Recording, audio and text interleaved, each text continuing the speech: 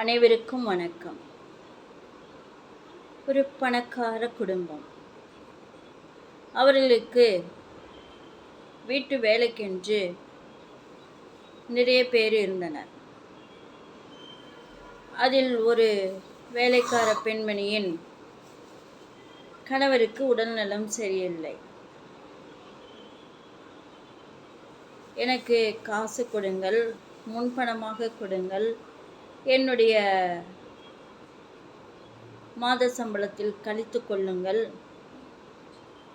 பிடித்து கொள்ளுங்கள் என்று மன்றாடி கேட்டாள்.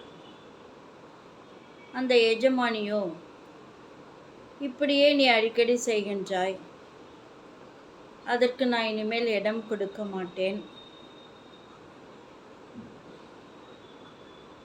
அதற்காகவா நாங்கள் இவ்வளோ பெரிய கம்பெனியை உருவாக்கி வேலையாட்களை நியமித்து இரவும் பகலும் பாடுபட்டு கொண்டிருக்கின்றோம். எங்கள் தேவைக்கு போகத்தான் மற்றவர்களுக்கு என்று சொல்லிவிட்டு நகர்ந்து விடுகிறாள். இந்த வேலைக்கார பெண்மணி யாரிடம் போய் காசு கேட்பாள்? 24 மணி நேரமும் இங்குதான் உழைக்கின்றாள். பார்த்தாள். சரி, காலை பிடித்து கதறினாள். காலை உதறிவிட்டாள் அந்த பெண்மணி. உதறிவிட்டவுடன் பிபி இருந்ததனால் இந்த பெண்மணி பதட்டத்தில் மயக்கம் போட்டு விழுந்து விட்டாள். கவலையில் மற்ற பணியாட்கள் அவளை தூக்கி கொண்டு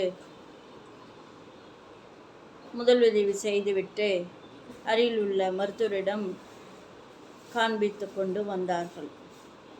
அவர்களையும் இந்த எஜமானி திட்டினாள். என்னை கேட்காமல் எப்படி செய்யலாம் என்று. அடுத்த 1 மணி நேரத்துக்குள் அந்த பெண்மணி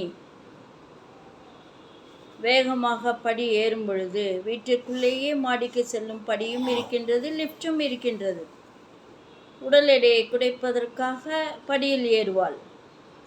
ஏறும் பொழுது கீழே தவறி விழுந்து இடுப்பெலும்பு முறிந்து விட்டது.